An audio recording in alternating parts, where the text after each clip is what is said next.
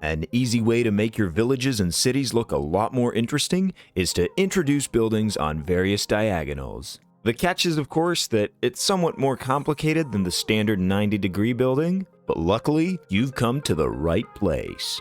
At this point in my building career, I've built lots of houses on strange angles, as you can see on screen right now. And I plan to let you in on a few tips and secrets to get you started at mastering the diagonal arts.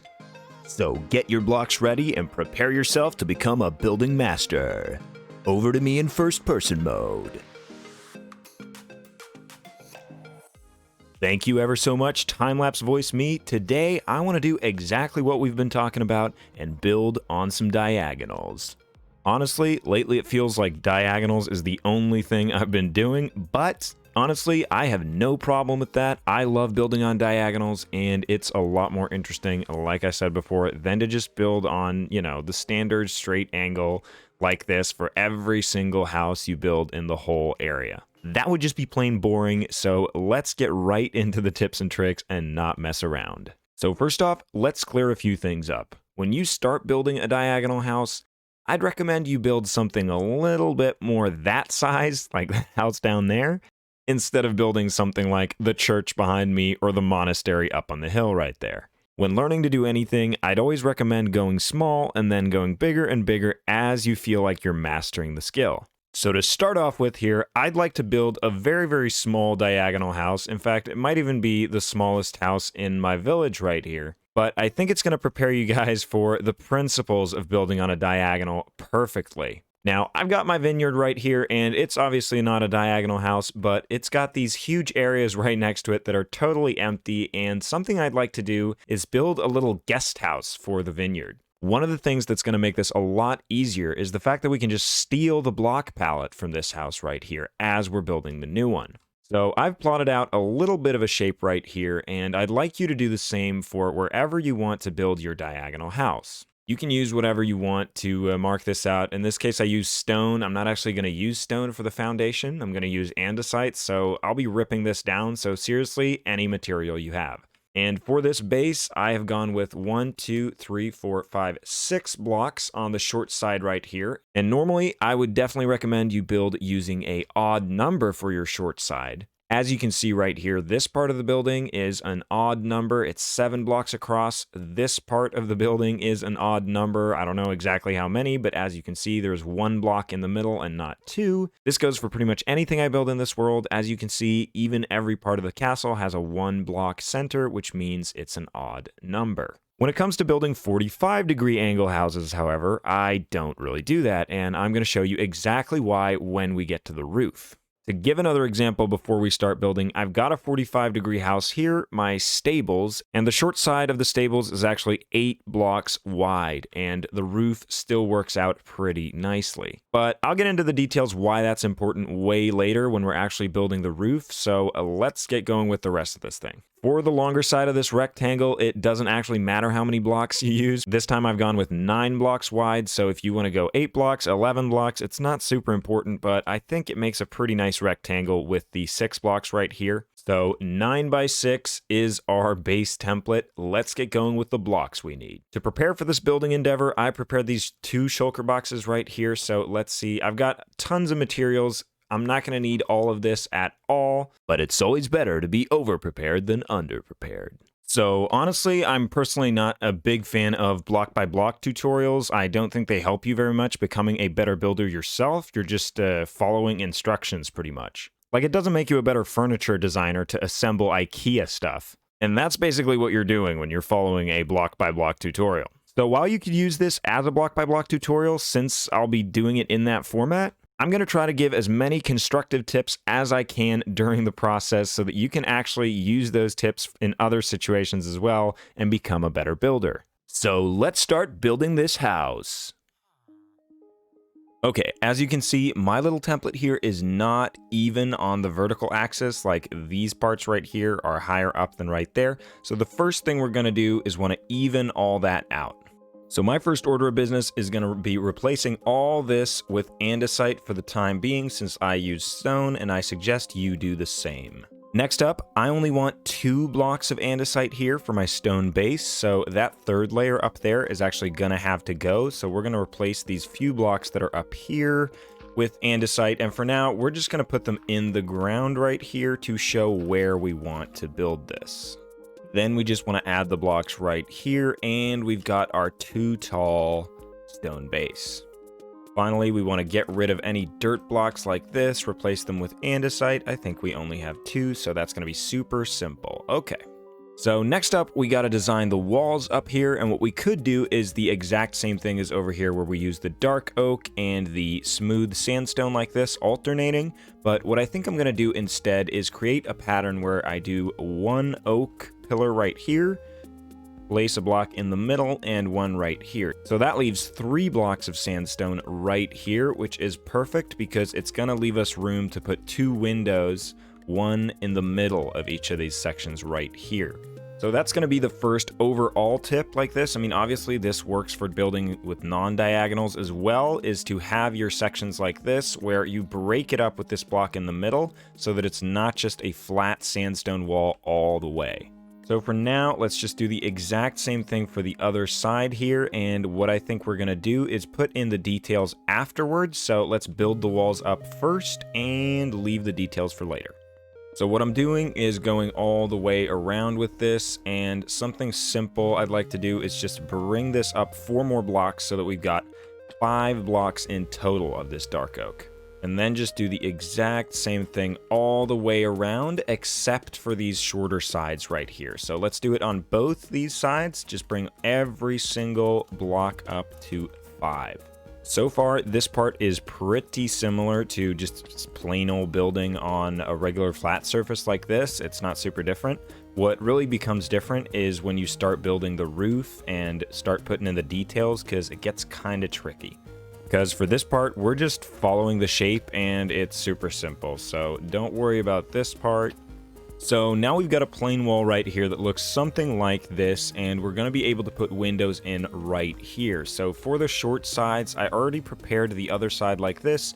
The only difference with the short sides right here is we're going to add this band of dark oak right there. So just bring these up 3 and place some dark oak up here. Then we're going to strip them up. And that's looking perfect. All right, this is where the first difficult part actually begins. We're gonna start building the trim for the roof here. So first off, this part's super simple. Let's just place some slabs right here on the top of these topmost blocks. And this goes all the way out to the edge of this block right here in the corner. So normally when we make the trim of the roof right here, we can use this system right here and either just use stairs going all the way up or alternate stairs and full blocks like this. That's not really a luxury we have when we build on a diagonal like this. So what we're going to do is place a temporary block like this. Then we want to put a upside down stair like so, and then 1 facing this way. So you've got something like this, 1 facing up like that, and then 1 facing that direction. Then we're going to want to repeat this. So we're going to place a temporary block right there, 1 on top of it, and do the same thing again, right like so. Once we've built that, we can get rid of these temporary blocks and we can start building on the other side here, and we just mirror the exact same thing. So place the temporary block, place the stair this direction, 2 temporary blocks, stair, stair, and now we've got this situation going on right here. So I'm just going to place a temporary block, place myself a slab, and get a black stone brick and pillar up like so. So without the context of the rest of the house, this is looking kind of wonky, but you can at least understand kind of what this is going to look like in the future. So let's just repeat that on the other side and keep going. Now that both sides are in, we can just start filling these areas in with sandstone. So 2 right there. Let's just go 4 right like so. Do the same thing again. Then, of course, we do the same thing for the other side here.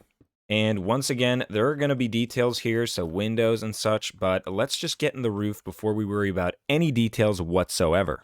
For the roof, I'm going to go with the exact same thing we got over here, since this is supposed to be just an add-on to this property. So the roof is going to be gray concrete with some gray wool textured in there for some variation.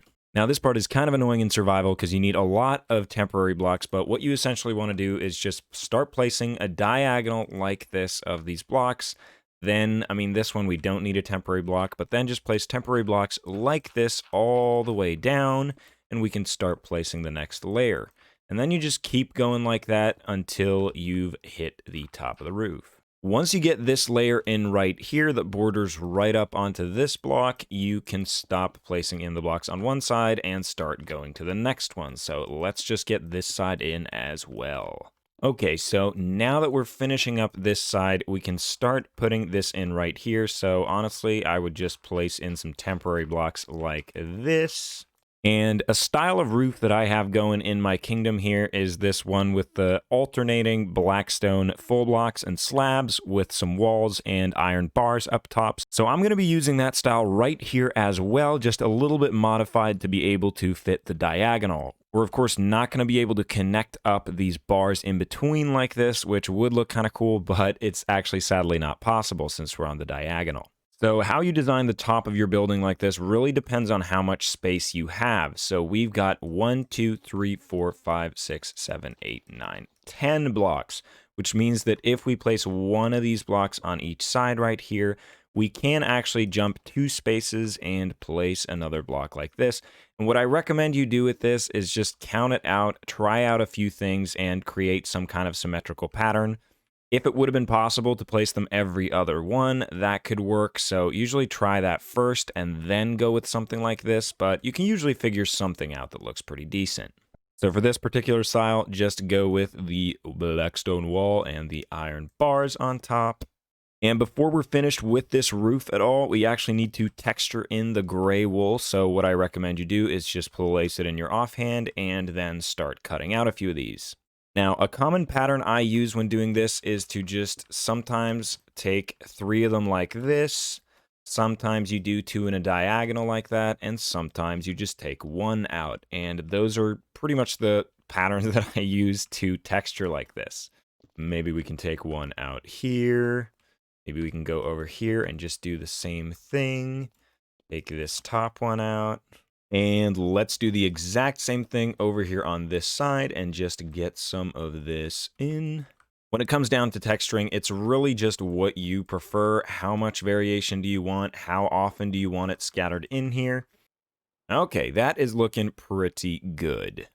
While we're texturing like this, I'd like to just texture up this bottom part right here and use some cobblestone to mix in with this. It is possible that we've created an accidental mob farm in here, and it's true.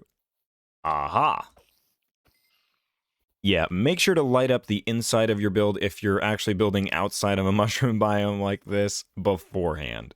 Getting back to the cobblestone texturing, it's pretty much the exact same thing as with the wool up there. Just place it in where you see fit. Don't put too many blocks close together. The most I would do is kind of a lightning bolt shape like this. I wouldn't even place another one right there if I had the space, so just go with something like that. And after that, just go around and place these in where you see fit. Lucky for me, I didn't even have to do this part, so that's pretty awesome. Maybe we'll put one right there and call it a day. So already this is looking a lot better, but what about windows? What about doors? We gotta put all the details in, so let's worry about those things right now. Like so far, we've been building a box, and this is the easiest part, but now we just gotta choose where we put the windows. Luckily, we had that in mind when we started building, so I think we wanna put our first window right here, and the second one right here. When doing diagonal builds, you probably want to use full blocks instead of panes because the glass pane is just going to be a really thin cylinder in between these right here. So let's fill this in with some full blocks and see how that looks. So regardless of whether you're building a diagonal or if you're building something more conventional like this, you want to put some shutters next to your windows. And on a normal build like this, I just put the shutters on one side, but when I'm using full blocks like this, I think it looks a little bit better if you put these shutters on both sides like that. Already it's a lot more interesting, but I think we can spice this up even more. So another trick I like to do with diagonal windows is to just put some stairs above them like this, and then if we want a little bit of a flower pot in front here, we can put 2 slabs like so, and a little bit of a trapdoor. That frames in the window quite nicely, and if we do the same thing over here on the other side, look at the detail we can achieve right there, and let's not even stop there. We can add some flower pots with my favorite flower, the Azure Bluette, and I can't even reach this thing, but let's put one down right here as well, and then check this out. Much better, definitely looking a lot more like a proper house. And look, while this is all well and good and you could stop here, I don't really think this cuts it. Just having a roof like this and a normal wall, it's kind of boring. In fact, we probably want a window sticking up out of the roof here. And this is where it gets devastatingly diagonally painful. See, while you normally could do something like this sticking out of the roof, now you have to do it on a diagonal. And that's not super easy, I tell you, but you know what? I'm going to give you a little secret right here. So first off, let's decide where we're going to put it. And I think we want it right above this left window right here. So let's just see if we can line this up. The window is right above here. So we want it right here. So let's pretty much emulate this, except we're doing it on a diagonal instead. So put the 2 wood blocks right here. Then we're going to bring this up so it's 3 blocks tall on both sides. And of course, strip the logs. Right here is where we're going to put the window, so we're going to want to take this out so we're going to be able to see through it. I mean, these temporary blocks are going to have to go anyway, so we're just going to get a head start. Place the glass blocks down, and then one of these sandstone blocks. We're going to have shutters for the window, so we might as well put them in right away so we don't have to jump up here again. And then what we're going to do is start with these sides right here. So place 1 stair like this, and then 1 upside down stair like that, and do that on both sides. Next, we want to place another stair right on this guy, so another one right there, and bring this up a block. Since this is going to be the top of our little A-frame right here, just go ahead and put another one of these right here. And now what we have to worry about is connecting the roofs right here, which is the most confusing part, to be honest. So what I'd start off with is just bring this up right here. After that, you want to place in this block, and these blocks right here. And then you want to get your slabs out and just connect that right like so. Then you want to come down to each side like this. Place 1 block here, 1 block here, and 1 block there. Finally, place a slab next to your stair at the bottom here, which kind of connects this trim of the roof to the trim over here. And then all you got to do is connect it to the other side, before which you can, of course, put in a little bit of this texturing. That part is definitely the most tricky to do, to try and connect something like that on a diagonal. And honestly, you just have to do your best. And if you're building something bigger, just try to make it look even and not too bad if you're looking at it from, say, over here. I think this is such an improvement to the house. It really adds a little bit more character, and all we got to do now is add a chimney and some way to get in. I mean, a house without an entrance isn't really that useful, is it? So you're going to want to put your chimney somewhere where you probably don't have a window right below it, because you're going to want a fireplace on the inside. So my idea is that we're not going to have windows on the backside here, since you're probably not going to be enjoying the view of this cliff face back here. So I'm going to put the chimney right back here. In fact, I'm going to put it right on this middle block. So if we go down here and just replace this and start pillaring up with some andesite, then we can place down our campfire, place a little slab right above it, and place some of these jobbies right around, and that gives us some smoke from the house, and we can hide the campfire.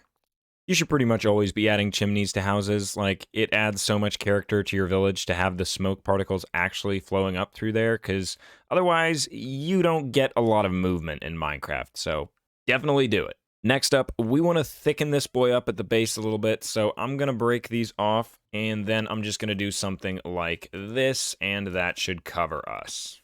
I'm going to be putting the entrance on this side, and before I do, I'll just add a quick window right here, and all you want to do, if you've got an even amount of blocks like this, is I'll just break out these 4, then we'll add some glass, and usually this is a good place to put a little flower pot. Then we can add our trapdoors right there, and we've got a great window. Okay, so when it comes to entrances, it's pretty simple. I'm going to want to put my door right here, so we're going to have 2 doors like this, but that means we need to raise the floor up like this, or raise the ground up. But instead of terraforming this time, I think I'm going to add a little bit of a back porch right here.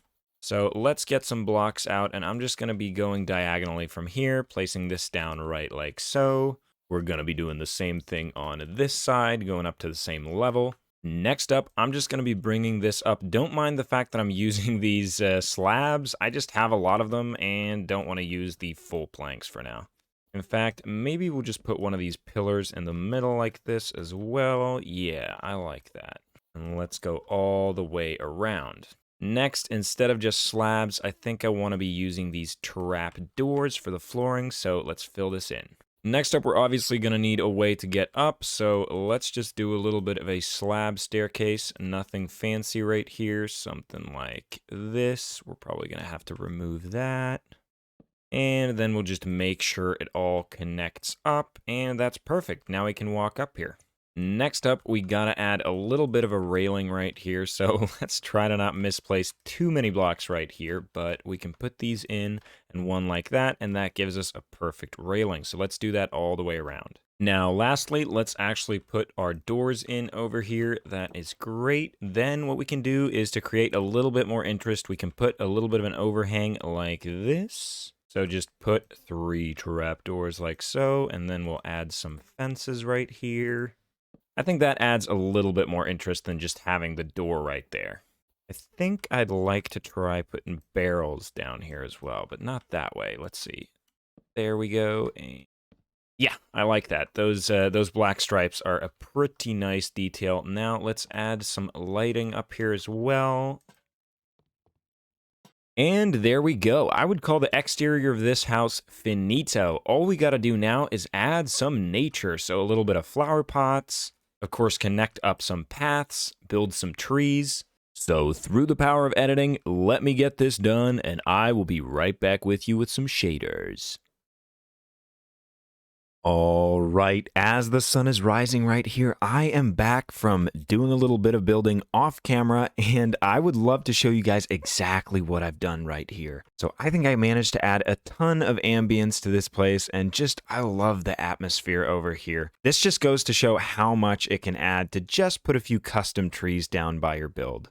And then all I did over here is add a little bit of a carrot patch with some weeds mixed in. So I just plopped some ferns and some grass in here, and I think it looks great. It really adds to it. If you guys watch my previous few episodes, you will know that I am totally in love with these bigger flower pots you can make by just using terracotta and some flower pots. Super simple, super good looking. I love it. Then over here coming up, we just have some potted plants. I went with a lot of the green ones just to make it look really, really lush. And I didn't want it to mix in too much with these areas over here. This one that has the allium. And then there's this tree over here with all the white tulips. Another thing I really love about this is that it adds this little roofed section right here when you walk under here. And I just think things like this is really cute. So definitely try to add this as much as you can in your worlds because it's just more interesting to walk under things and in between things. In this little section, I wasn't sure what to do. I might replace this with a few more custom trees and put some more down right here. It's probably what'll happen, to be honest. So for now, I just stuck some potatoes down here because I don't have a potato farm, and you know what? Man's gotta get his potatoes somehow, huh? When you take a look at it from above right here, it really isn't a big section of my world that got covered, but it's one that I desperately needed to get filled with something